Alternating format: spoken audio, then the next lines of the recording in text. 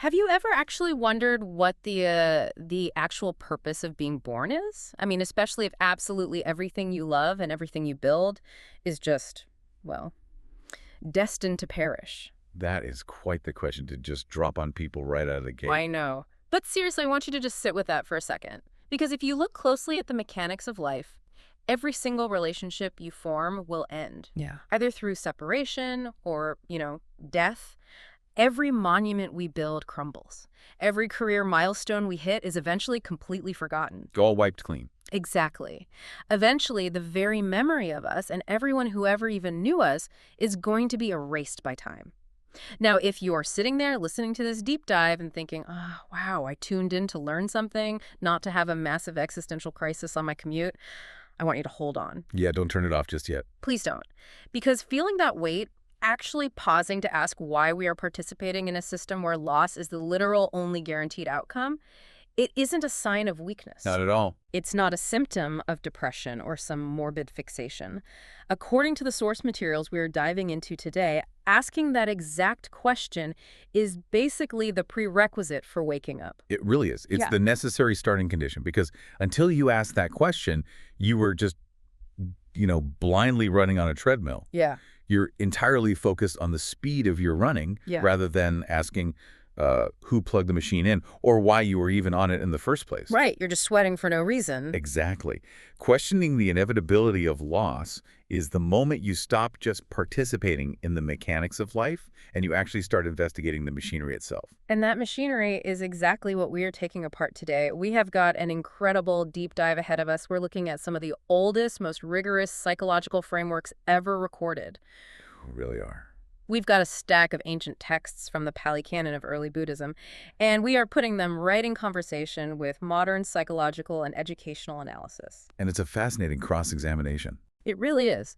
And our core mission today is to figure out how these ancient thinkers tackled this exact existential crisis, because they absolutely did not offer hollow comforts. Oh, definitely not. There is no cat on the back here. No one is telling you that, everything happens for a reason, or that the universe has some grand, cozy plan for you. Yeah, if you want a cozy plan, this is the wrong deep dive. Exactly. Instead, what we have is a rigorous, almost surgical deconstruction of reality. What really stands out in these sources is the sheer scale of the pedagogy.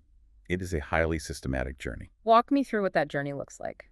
Well, we are going to look at a structured path that takes a person from a state of macrocosmic, universe-sized despair and then deliberately shrinks that vastness down. Shrinks it down how? It compresses the entire problem of the universe right into the physical human body.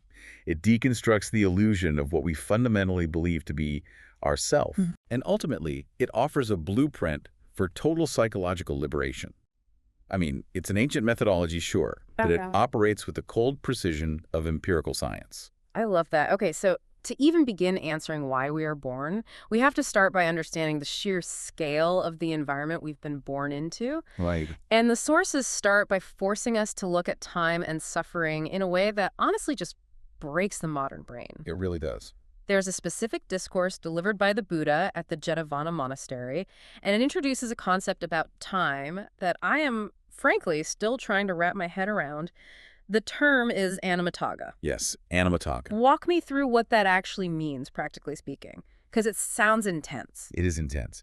Anattalakkhaṇa roughly translates to the inconceivable beginning or the inconstruable beginning. Okay.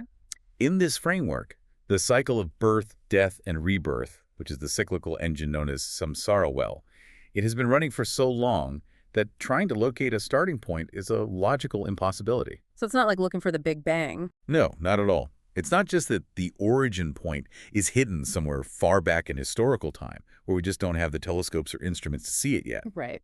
The teaching actually proposes that the human mind, in its current conditioned state, literally lacks the cognitive capacity to conceive of the timeline. Because our minds are clouded, right? Exactly. They're clouded by ignorance, which the text calls avijja, and driven by craving, or tanha.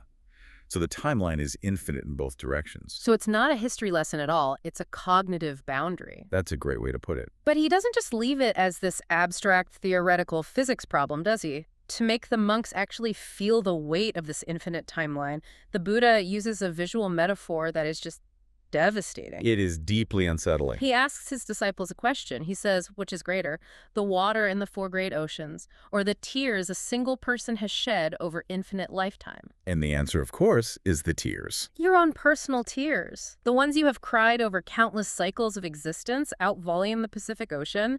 That is insane. It's a staggering image because it takes the abstract horror of infinity and makes it intimately physically wet. Yeah, you can feel it. Exactly.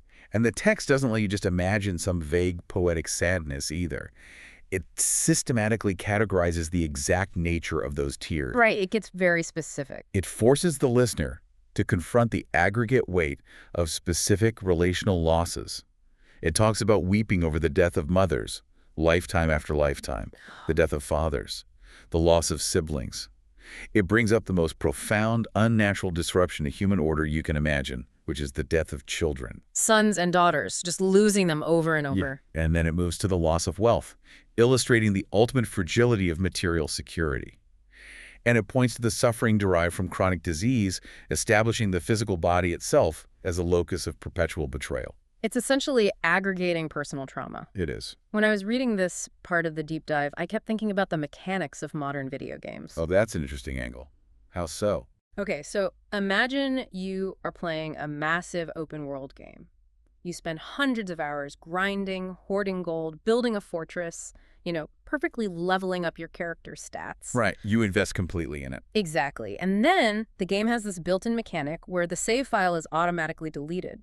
And you wake up at level 1 with absolutely nothing. It's completely wiped. Completely. And you do it again and again, not just 10 times, but for eternity. Wow. Right. If the system is explicitly designed to wipe your progress and cause you immense frustration and pain, why in the world do we keep hitting the continue button? That is the exact friction the text wants you to feel. If we connect this to the psychological objective of the teaching, the Buddha is intentionally inducing a state called samvega. Samvega, what is that exactly? Samvega is a very specific, complex emotion. It's a profound sense of spiritual urgency.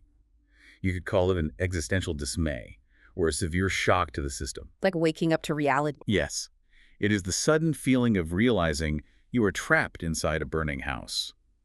To use your video game analogy, we don't keep hitting continue because we think the game is a gift. Right, or because we're just having so much fun grinding. No, we keep hitting continue because we fundamentally do not understand the underlying code of the game. We're blind to it. Exactly. We suffer from a systemic misunderstanding of reality. We truly believe that this time the save file won't delete. This time the gold will last, this time the castle won't crumble. Precisely. We think we can beat a system that is designed by its very nature to be unbeatable. So the paradigm shift for you, the listener, is that we are not born to accumulate worldly things. We aren't here to finally build the perfect castle because the castle is inherently impermanent. Right. We are born and reborn simply because we are trapped by our own ignorance of how the machine operates. But the accumulation of tears isn't a tragic accident. It is the mathematical result of craving permanence in an impermanent system. Okay, so if we accept that premise, that we are in an infinite trap of suffering and loss, the immediate, visceral human instinct is just to run away. Of course it is. Fight or flight. Exactly. If the universe is the problem, I just need to get out of the universe. I need to find the exit door. Which is a very logical thought process. Right. And this brings up a dynamic that I think is incredibly relevant to how we live today. Think about how often we do this in our own lives.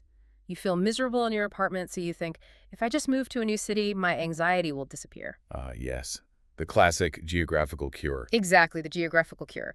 We constantly try to outrun our internal state. And there's a story in the sources that takes this modern human impulse and just blows it up to cosmic proportions. You're talking about the legend of the deity Rohitasa. Yes, Rohitasa the Skywalker. It's such a wild story. The Rohitasa narrative is essentially the ultimate ancient case study in the futility of the geographical cure. Set the scene for us. Well, Rohitasa is a celestial being, a deity who appears before the Buddha, radiating this incredible light. And he comes with a desperate, deeply literal question. He wants an exit. He does. He wants to know if it is physically possible to travel to the end of the world. He's looking for a physical boundary where birth, aging, death, and rebirth simply stop existing. He's looking for the edge of the map where samsara cannot reach him. Exactly. And if anyone could find it, it would be him, right? Because his backstory is insane. It really is. He tells the Buddha about his previous life as a human seer and a master archer. And the defining characteristic of this past life was his unimaginable physical speed. His speed is almost unfathomable in the text. The text uses these beautiful ancient metrics to describe it. It says he had crossed from the Eastern Sea to the Western Sea in a single stride. A single stride. Right. It compares his movement to a light arrow shot by a master archer passing seamlessly across the shadow of a palm tree. He was a blower. He was practically moving at the speed of light. He possessed the ultimate physical advantage. I mean, if anyone could physically outrun the universe, it was him. And he explains that in this past life, he decided to test his hypothesis. He wanted to find the edge of the universe, so he just started running. And he ran for a very long time. He ran at this incomprehensible speed for 100 consecutive years. Imagine that. He optimized his journey perfectly, too. The text says he paused only for the absolute bare minimum of biological necessities, just eating, sleeping briefly, attending to nature. He spent an entire century sprinting across the cosmos, trying to reach the boundary where the suffering stops. 100-year sprint to find the edge of the universe. And what is the result? He dies. He literally dies of old age in mid-sprint before he ever finds the boundary. It's so tragic, but honestly, it's also deeply relatable. How so? Well, we spend our whole lives running toward the weekend, right? We run toward retirement. We run toward the next financial milestone, always thinking that is where the stress stops. But it never does. It never does. So how does the Buddha respond to a guy who just spent a century running to nowhere? The Buddha's response is just a masterpiece of epistemological reframing. I love that phrase. Unpack that for me. First, he completely validates Rohitasa's empirical data. He agrees with him. He says, absolutely, you cannot physically travel through space to reach the end of the world to escape suffering. So he confirms that space is infinite and suffering is everywhere within it. Yes. But then he adds a paradox that changes literally everything. He says, however, unless you reach the end of the world, you cannot make an end of suffering. Wait, hold on. Let me get this straight. He says you cannot travel to the end of the world, but if you don't reach the end of the world, you can't be free. That is exactly what he says. That sounds like a riddle designed to just drive you crazy. If the destination exists, but it's not on any physical map, where exactly are we supposed to be looking for this exit door? This is the exact moment the Buddha redefines the entire concept of the world. In Pali, the word for world is loka. Right. Usually we think of the world as the external objective reality. You know, the planets, the stars, the cities, the environment around us. The stuff we can touch. Exactly. But the Buddha interiorizes the entire cosmos.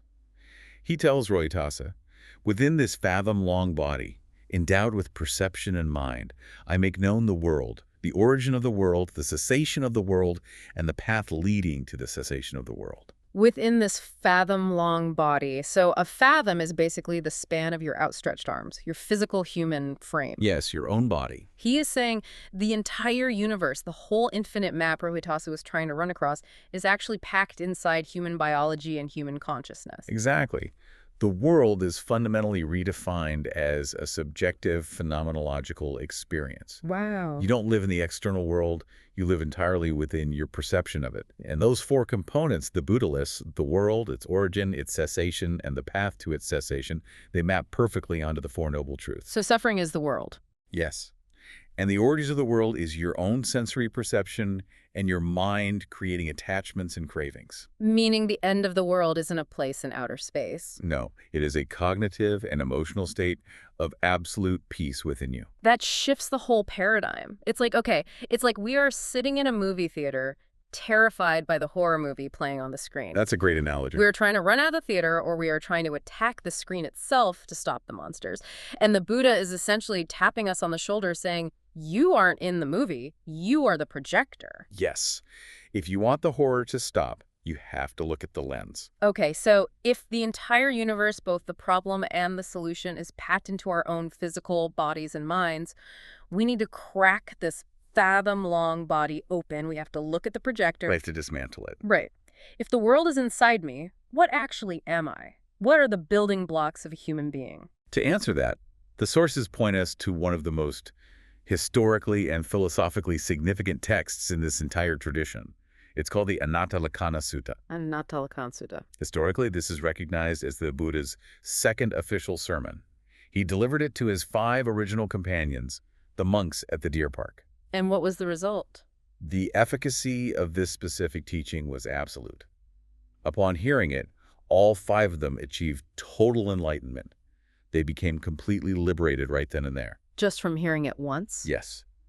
It is essentially the surgical manual for dismantling the human ego. Well, let's open the manual because it breaks a human being down into 5 components, which the texts call the 5 aggregates, or khandhas, right? Yes, the khandhas. I really want to spend time unpacking these for you, the listener, because this is the core mechanism of absolutely everything we are talking about today. If we don't understand these 5 parts, the rest of the philosophy just sounds like, abstract poetry. It does. You have to understand the mechanics. So let's look at the anatomy of a human experience. The first aggregate is form. That's just the physical stuff, right? Correct. Form, or material shape, is the physical aspect of existence. It is the body itself. Like bones, blood. Exactly. Your bones, your blood, the breath in your lungs, the electrical firing of your neurons. It is the biological hardware. And crucially, the text points out that it is constantly in flux. Because cells are always dying and regenerating. Right. It is subject to aging, to disease, and eventually total degradation. It is not static. Okay, hardware is easy enough to grasp. The second aggregate is feeling. But the sources are very clear that feeling here does not mean complex narrative emotions. It's not like, I'm feeling jealous of my coworker's promotion. No, not at all. It's much more primal than that. Tell me more. The Pali term is Vedana. It is the raw, immediate hedonic tone of an experience. It operates in a very simple trinary system. Trinary, meaning 3 options. Yes. An experience is immediately registered as pleasant, painful, or neutral. And this happens fast, right? It happens the millisecond your senses make contact with the world. You step on a sharp rock. Before you even have a conscious thought about it, there is a painful Vedana. You taste something sweet, that's pleasant Vedana. Exactly. It is pure, unfiltered, immediate sensation. Okay, third is perception. This seems to be the mind's recognition software. It takes that raw sensation and basically slaps a label on it. That is exactly what it does. It categorizes the data. It sees a shape and a color and pulls from memory to say, that is a chair or that is a dog. So it's the faculty of recognition. Yes. It organizes the chaotic sensory input of the world into a coherent, navigable reality based on your past experiences. That makes sense. Fourth, the mental formations. Now, this one feels like the messiest drawer in the kitchen to me. It seems to encompass all our thoughts, our habits, our willpower, our urges. Am I getting that right? You are. Mental formations constitute the volitional and reactive aspect of the mind. Volitional meaning choices. Choices, urges, reactions. Once you have perceived an object and felt a sensation toward it, your mental formations kick in to decide what to do about it. Oh, okay. This includes your conditioned habits, your biases, your desires, and your intentions. If perception says, this is a slice of cake, and feeling says, this is pleasant, mental formations generate the urge, I want to eat that right now. So it's the driver. Yes, it is the engine of karma. It is the psychological momentum of action. And finally, the fifth aggregate is consciousness, which is just the basic underlying awareness that any of this is happening at all. Right. It's the bare cognizance of phenomena. It is the awareness of the eye seeing, the ear hearing, the mind thinking. Like a screen it all plays on. Beautifully put. It is the screen on which the other 4 aggregates play out. Without consciousness, the system is just offline. Okay, I want to test this in a real-world scenario, so we aren't just talking in textbook definitions. Let's walk through the anatomy of a stressful moment. Okay, let's do it. Say I'm sitting on my couch, and my phone buzzes with a text from an ex-partner who I had a terrible falling out with. Walk me through the aggregates firing in real time. All right, this is going to happen in fractions of a second. First, form. The hardware. Yes, the sound wave from your phone speaker physically hits your eardrum, and the light from the screen hits your retina. Boom. Form. Next is feeling. Second, feeling. Instantly, before a single thought forms, your body registers a deeply unpleasant, painful sensation. Your stomach physically drops. Oh, yeah, I know that feeling. Then perception. Third, perception. Your mind's recognition software kicks in. It reads the name on the screen. It identifies the pattern of letters as a threat based on your memory of the relationship. Right, it labels it danger, and then the mental formations explode. Exactly. Suddenly you have a spike of adrenaline. You have the urge to throw the phone across the room. You start drafting an angry response in your head. I feel defensive, I feel angry. Precisely. Those are the habitual, conditioned formations reacting to the perception of a threat. And finally, consciousness. Yes. Consciousness is the overarching awareness of this entire chaotic cascade. You are aware of the screen, aware of the dropping stomach, aware of the angry thought. Okay, so we have these 5 aggregates perfectly explaining the mechanics of my stress. But here is my major pushback. I completely understand that my body, my feelings, my recognition, my reactions, and my awareness are all interacting. No. But who is the I that owns them? The Thai educational texts in our sources use the analogy of a car. The chariot or car analogy. It's a classic. Right. If you take a car apart, you lay the tires on the driveway, you pull out the engine, you remove the steering wheel, the seats, the chassis. At what exact point does it stop being a car? Exactly. If you look at the pile of parts, you realize car is just a convenient linguistic label for a temporary assembly of components. There is no fundamental carness hiding inside the glove box. Right. It's just a convention. I get that. I really do. But I am not a Toyota. No, you are not. If I am just a temporary pile of physical and mental parts, and there is no permanent underlying me, who is the one actually suffering when I get that text message from my ex? Who is the one paying my mortgage? Am I supposed to just spiritually dissociate and pretend I don't exist? That is the most common and, frankly, the most vital resistance to this philosophy. It feels like a massive loophole. It does. But the Buddha anticipated it perfectly. He doesn't just confidently assert you don't exist and expect you to accept it. That wouldn't work. He provides a rigorous, empirical stress test to prove his point. What kind of test? It's an argument based on the criteria for what a self would actually have to be. He argues that if any of these 5 aggregates were truly a permanent independent self or a soul, you would inherently have absolute volitional control over them. The master controls the domain. Exactly. The master controls the domain. Okay, so if my physical body was truly me, I could just dictate terms to it. Right. The Buddha asks the monks, if form were the self, could you command it, let my body be thus, let my body not be thus? Could you simply decide not to age? Could you just decide not to get sick? I mean, I definitely cannot do that. My lower back reminds me every single morning that I am absolutely not in charge of the aging process. Exactly. You don't own it in the ultimate sense. And you can't command your feeling aggregate either. Because I can't just choose to be happy all the time. Right. You can't say, let my mind only ever feel pleasant sensations. Let me never feel the physical drop in my stomach when an ex texts me.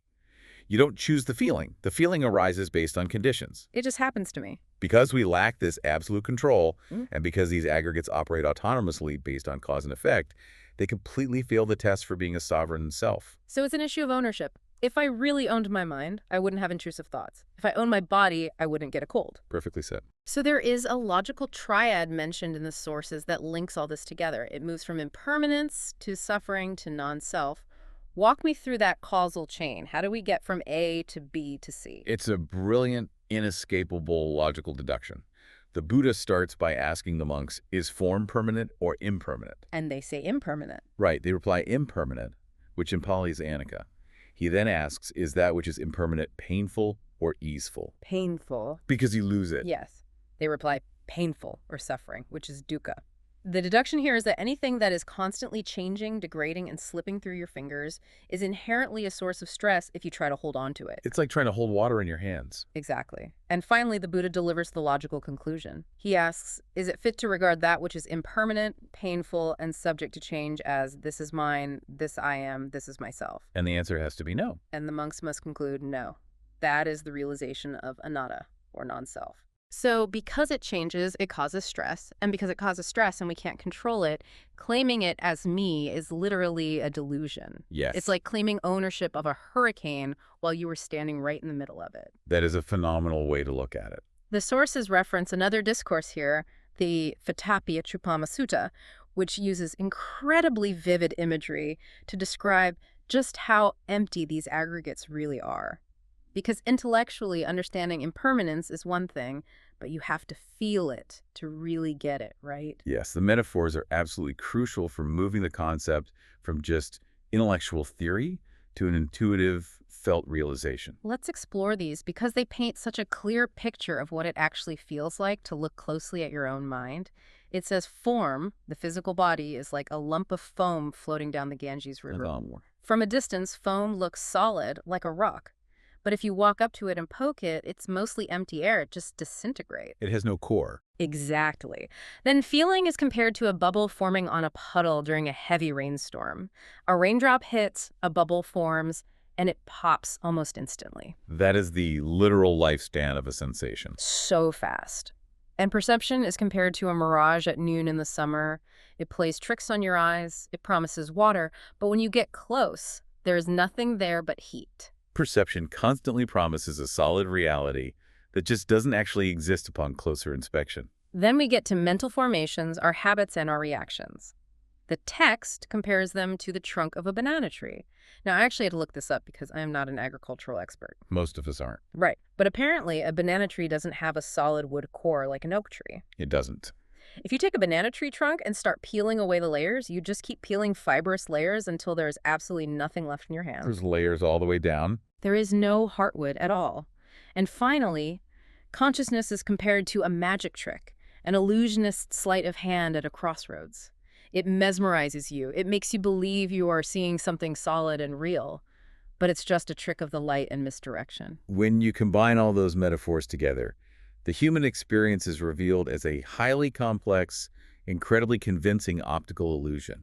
But to return to my earlier challenge, who is paying the mortgage, who is feeling the pain, the research in our sources draws a vital doctrinal and sociological distinction here. Buddhism does not deny the existence of a conventionally functioning person. Right. The Pali term for that is pugala. Okay, good. So I haven't completely lost my grip on reality. I still have to pay my bills. Exactly. You are a biological and social organism operating in a conventional reality. There is a physical nervous system. There's an experience of pain when you stub your toe. There's an identity that signs the mortgage check. The Buddha himself still used the words I and you in daily conversation, right? He did. He didn't speak in weird, disjointed riddles about aggregates all the time. He asked for his food. He talked to his monks normally. Right. What the doctrine of Anatta denies is that underneath that temporary conventional experience, there is a permanent, unchanging, independent essence that owns the experience. So the pain happens, but the suffering comes from the identification with the pain. Exactly. The liberation comes from observing the aggregate, let's say, the feeling of anxiety when the ex texts you, and realizing through the framework of the Anattalakkhaṇa Sutta, this is not mine, I'm not this is not myself. Wow. Anxiety is occurring, formations are firing. Yeah. But they're just bubbles on a puddle. You don't have to claim them. You don't have to build a castle out of bubbles. This is not mine, I am not this is not myself. It's an incredibly powerful cognitive tool. But I want to really test the limits of this. Let's test it. Because deconstructing the ego and realizing you are just a collection of bubbles and banana tree layers sounds incredibly peaceful if you are sitting on a meditation cushion in a quiet grove surrounded by supportive monks. Sure, in a controlled environment. But let's take this out of the monastery. Let's put it in the real world. Because the real world is harsh, it is violent, people are cruel, and things go wrong. How does a person completely devoid of a self actually function when someone is actively trying to destroy them? That is the ultimate question. Does this philosophy survive actual physical contact with a violent reality? That is the exact crucible the sources provide next. To answer whether this philosophy holds up under extreme duress, we turn to the Punna Sutta. Punna Sutta. Yes. This discourse bridges the gap between high philosophy and lived empirical reality. It was the absolute stress test of the non-self doctrine. Let's set the stage here because it's a very dramatic scenario. We have Venerable Punna, a monk who goes to the Buddha to ask for some brief final instructions because he is planning to travel to a region called Sunaparanta. And the text makes a very specific point of noting that Sunaparanta is not a friendly place. No, the people there are notorious. They are described as fierce, rough, and violent. Punna is essentially asking to be deployed to a hostile war zone. Yes, he is deliberately walking into an environment where his physical and emotional safety will be under constant active threat. So what does the Buddha tell him? The Buddha gives him a core instruction that distills everything we've just discussed. He tells Punna that relishing and clinging to sights, sounds, and ideas is the origin of suffering, and by ceasing to delight in them, one ceases suffering. It's simple enough in theory. Right, but the Buddha is a pragmatic teacher. He knows that reciting theory is easy when you are safe. He needs to know if Punna has truly structurally internalized the Anatta doctrine. So the Buddha initiates what is basically a hypothetical interrogation. Yes. It's famous as the Sunaparanta test. And the escalation of this test is incredible to read. I want us to walk through it because it shows exactly how the cognitive reframing of non-self works against real hostility. It's a masterclass in resilience. The Buddha starts with social hostility. He says, Punna, the people of Sunaparanta are fierce. If they insult you and ridicule you right to your face, what will you think? And Punna's response demonstrates an immediate, radical shift in perspective. He says, if they insult me, I will think.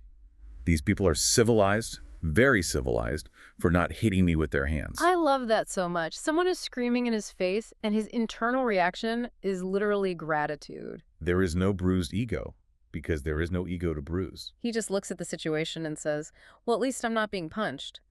But the Buddha doesn't let him off the hook. He escalates. He says, okay, Punna, but what if they do hit you with their hands? Then what? And Punna replies, I will think they are civilized for not using clods of dirt. And the Buddha pushes harder. What if they throw dirt and rocks at you? Punna says, civilized for not using sticks. Buddha asks if they beat you with sticks. Punna says, civilized for not using knives. Buddha says, and if they slash you with a knife? Punna says, I will think they are civilized for not taking my life with a sharp knife. It's just a staggering display of psychological resilience. Notice the mechanism here. He isn't suppressing anger. He's not just biting his tongue. Exactly. He isn't clenching his fists and repeating a mantra to calm down. Because he has internalized that the body and the social reputation are not him, he simply does not generate the mental formation of offense. The anger never even forms. But the final escalation is where the philosophy reaches its absolute apex. Yes, the Buddha gives him the ultimate worst-case scenario. Punna, what if they actually assassinate you? What if they murder you with a sharp knife? What will you think as you are dying? And Punna's response is honestly mind-bending. What does he say? He says, I will think. There were disciples of the Buddha who were disgusted by the body and actually seek out an assassin to end their lives.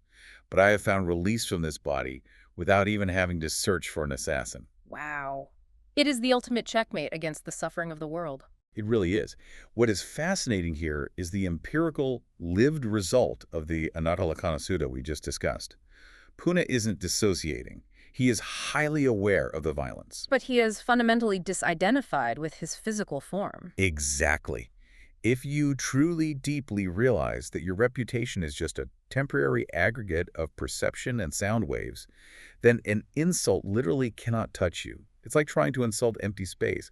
If you realize your physical body is just an aggregate of impermanent form, then even physical violence, even murder, cannot disturb your internal peace. It really is like trying to stab the air with a knife. There is nothing solid there to take the damage. The hostility just passes right through him. And the text notes that he actually went to Sunaparanta, lived among these fierce people, taught hundreds of them, and achieved total unbinding complete enlightenment there. He didn't just pass a hypothetical quiz. He lived the philosophy in the harshest conditions. He did. And this internal resilience has massive external sociological implications. Our sources connect this cognitive mastery to another text, the Punna Sutta, to show how this psychology dismantled the rigid social structures of ancient India. Right, because the Buddha's teachings on non-self radically rejected the caste system. Absolutely. Because if there is no permanent self, there is no permanent inherent purity tied to your bloodline. That makes perfect sense.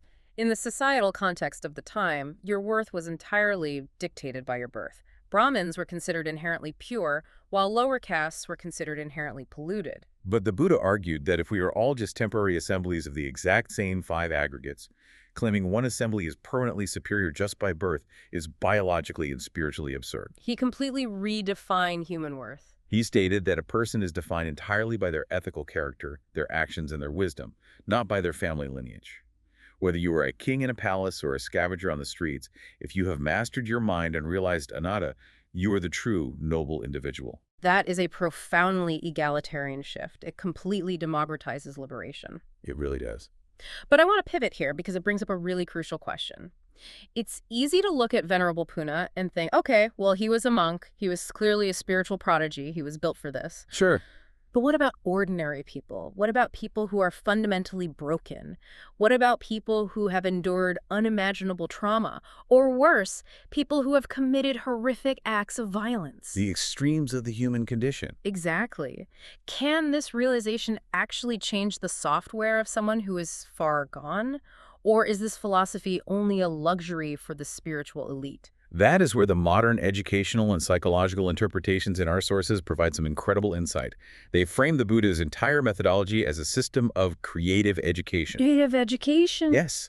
And they draw a very sharp critical contrast between this ancient system and what we consider modern schooling today. Right. The sources argue that modern education is almost exclusively driven by what they call materialistic motivation.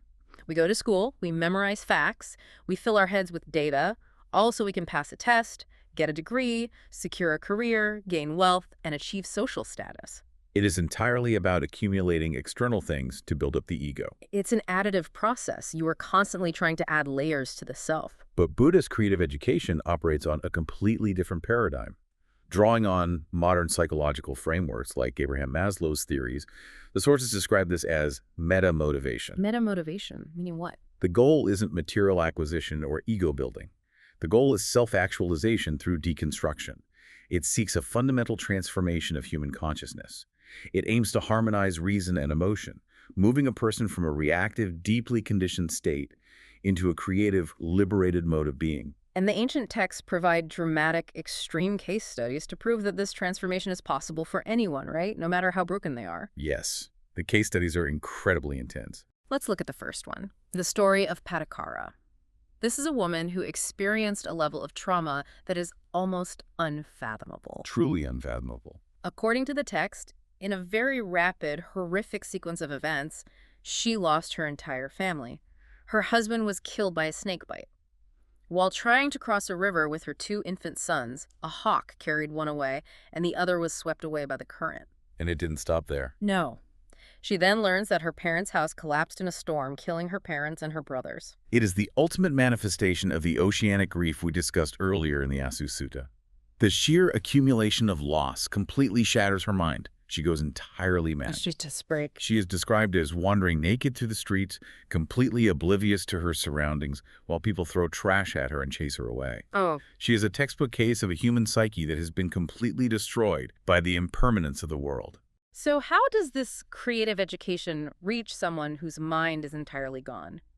When she finally wanders into the Jetavana monastery where the Buddha is teaching, he doesn't sit her down and give her a complex lecture on the 5 aggregates, does he? No, she wouldn't have understood a word of it. Right. He doesn't read her the Anattalakkhaṇa Sutta. As she approaches, he simply looks at her with deep compassion and says 2 words. Sister, be mindful. And that simple, compassionate intervention is the spark. It pierces right through the chaotic noise of her madness.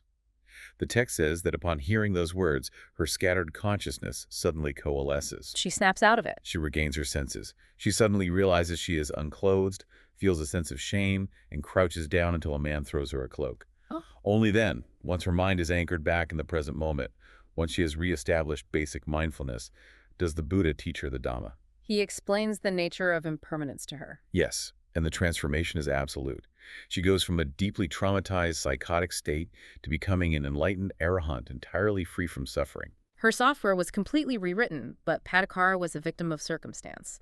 The next case study is even more challenging because he wasn't a victim, he was a perpetrator. Angulimala. Let's talk about Angulimala. This story reads like an ancient true crime psychological thriller. It really does. Yeah. Angulimala was a brilliant student who, through a series of tragic misunderstandings and vicious manipulations by his teacher, became a terrifying serial killer. He is a man entirely consumed by violence and delusion. He laid waste to entire towns and villages, and his trademark, which gives him his name, was that he cut off a finger from each of his victims and wore them as a garland around his neck. Right, Angulimala literally translates to finger garland. It's horrifying. And the text says he was just 1 finger short of his goal of 1,000. He is desperate to finish his garland. He is scanning the forest, and he sees the Buddha walking alone. And he decides the Buddha will be his 1,000th victim. Exactly. He draws his sword and starts running after him. But here is where the story gets surreal. The Buddha performs a feat of supernatural power. The Buddha is just walking at a normal, serene pace, but no matter how fast Angulimala sprints, he cannot catch up. It's a powerful physical metaphor for Angulimala's psychological state. He's running endlessly, but never reaching his goal, much like Rohitasa running to the end of the world.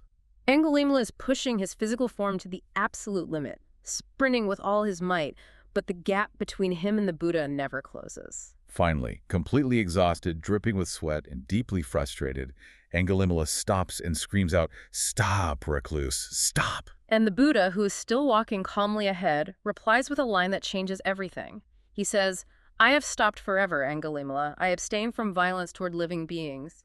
But you have no restraint toward things that live. That is why I have stopped, and you have not." The cognitive dissonance this creates in Angulimala's mind is immense. The Buddha radically reframes the concept of stopping. Because Angulimala meant physical movement. Right. But the Buddha elevates it to karmic and psychological momentum. He is saying, I have stopped the engine of craving. I have stopped the cycle of violence. You are physically standing still, but your mind is sprinting toward destruction. And this intellectual and emotional shock is the turning point. This terrifying serial killer, dripping with the blood of nearly 1,000 people, suddenly grasps the reality of his actions. He drops his weapons, begs to be ordained as a monk, and the Buddha accepts him. A total reset. Now, this is exactly where I have to bring up a major philosophical challenge. I hear a story like Angulimala's, and a part of me thinks, isn't this philosophy dangerous? Into how? If I have no permanent self, if I am just a temporary collection of physical and mental aggregates, why does it matter what I do? Couldn't the doctrine of anatta lead straight to nihilism? That is a very common fear. If I'm not real, why not just be Angulimala? Why not just do whatever I want, hurt whoever I want, because none of it is fundamentally me anyway? That is a highly sophisticated challenge. And it is the trap that many people fall into when studying this material. But the text argues, and the psychology proves, that anatta is actually the exact opposite of nihilism. How so? Nihilism says that nothing matters, actions have no consequences, and the world is an empty void. The doctrine of anatta says actions absolutely have consequences. That is the law of karma. But there is no fixed, permanent self that is forever stained by them. Walk me through the mechanics of that. How does not having a self prevent nihilism? Think about the alternative. If you actually possessed a permanent, unchanging, concrete soul or self, human potential would be completely frozen. Oh. If a traumatized person had a permanently traumatized soul, they would be broken forever. There could be no healing. If a murderer like Angulimala had a fundamentally evil self, he would be wicked for eternity. Because that would be his permanent essence. Exactly. He would be chained to his worst actions forever, because those actions would define his permanent essence. Wow. I've never thought about it from that angle. If I have a permanent self, then I am permanently defined by my worst mistakes. Exactly. The realization of anatta of non-self is the precise mechanism that allows transformation to occur. It is exactly what allowed Angulimala to drop his sword. He realized he wasn't inherently a monster. Right. He realized that the identity of the monster, the identity of the serial killer that he had spent years building, wasn't his true permanent essence. It was just a temporary configuration of mental formations, perceptions, and feelings shaped by extreme ignorance. It was just layers of the banana tree. Yes. By recognizing that he did not possess a permanent evil self, he was able to completely detach from that identity. He let the monster aggregate dissolve. And because his nature was fluid, he was free to rewrite his existence toward compassion, ethics, and peace. The lack of a fixed self isn't a dark void of meaninglessness. It is the ultimate boundless freedom to change. That completely flips the script.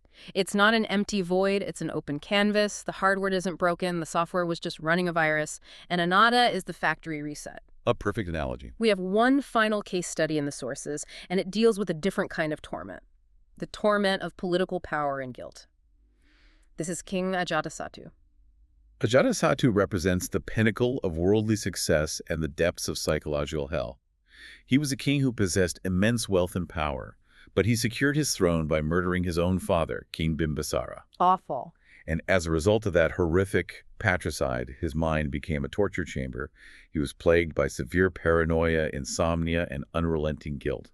He was the most powerful man in the region, but he couldn't sleep a wink. So he seeks out the Buddha in the middle of the night. The Buddha is staying in a mango grove surrounded by an assembly of 1,250 monks. And when the king approaches the grove, he is suddenly gripped by terror. He suspects an ambush. Right. Why? Because it is dead silent. Over 1,000 men are sitting together in the dark, and there is not a single cough, not a whisper, not a throat being cleared. The king's mind is a storm of chaos and paranoia, so the profound, disciplined silence of the monks is entirely alien to him. He cannot comprehend a group of humans existing in such perfect harmony and stillness, so his mind immediately jumps to, it must be a trap. But as he approaches and sees the serene assembly, the Buddha doesn't berate him for his crimes, does he? No. And he doesn't offer cheap forgiveness either. He simply engages the king in a dialogue, slowly guiding him to see the visible psychological fruits of a disciplined, ethical life, the exact peace that the monks are embodying. The king is surrounded by living proof that the mind can be mastered. And while the text notes that his horrific crime of patricide prevented him from reaching full enlightenment in that lifetime, the encounter still fundamentally changed him. He confessed his crime. He did. His heart shifted, he took refuge in the teachings, and he found a measure of psychological peace that his wealth and his power could never buy him. These three figures, Patakara, the traumatized mother, Angulimala, the serial killer, and Ajatasattu, the paranoid king, they represent the extremes of human suffering and human failure. They do. And yet, the pedagogical method of the Buddha, this systematic deconstruction of the self, was capable of reaching all of them. It proves that the fathom-long body contains not only the entirety of our suffering, but the absolute capacity for our liberation. It is the ultimate testament to human neuroplasticity, both spiritual and psychological. Okay, I want to bring this massive deep dive back to you, the person listening to this right now. Let's return to the exact question we opened the show with. What is the actual purpose of being born if everything is destined to perish? Right, back to the beginning. If we synthesize everything we've pulled from the Asusutta's Oceans of Tears, Rohitasa's 100-Year Sprint, the Anattalakkhaṇa Sutta's breakdown of our internal machinery, and Punna's ultimate stress test, what is the answer? Well, what do you think? It seems abundantly clear that, according to these ancient texts, we are not born to hoard wealth. We are not here to cling desperately to relationships that will inevitably change. And we're certainly not here to try and carve a permanent legacy into an inherently impermanent world. Because trying to do that is just generating more tears for the ocean. Exactly. According to this framework, we are born because of a fundamental misunderstanding. We keep hitting continue because we don't realize we are trapped in the machine. That is the hard truth of the diagnosis. But it comes with the ultimate cure. It's your being. The purpose, the solution to the tragedy of infinite tears, is to deeply structurally understand the nature of that trap. It's to stop doing what Rohitasa did. Stop running toward the edge of the universe. Stop relying on the geographical cure, and instead look inward at the projector. Look at your own fathom-long body. Yes. The purpose is to dissect the aggregates, to see the bubbles and the mirages for what they are, and to dismantle the illusion of the permanent ego. It is to find a peace so profound, so unshakable, that the chaotic, violent world can no longer disturb it. Wow. We're not here to somehow make the perishable world permanent or meaningful. We are here to be free from the desperate need for it to be. We are not here to make the world permanent. We are here to be free. That is a heavy, beautiful, paradigm-shifting thought. It is. So we are going to leave you with one final lingering idea to chew on as you go about the rest of your day, as you deal with your emails, your relationships, and your stresses. Something to mull over. Consider this. What if the burning desire you feel right now to find a permanent purpose or meaning in things that are destined to fade is actually the exact mechanism keeping you trapped in stress? What if true ultimate freedom isn't finding the perfect ironclad answer to the question, why am I here, but rather reaching a state of internal peace where the question itself just naturally fades away into silence?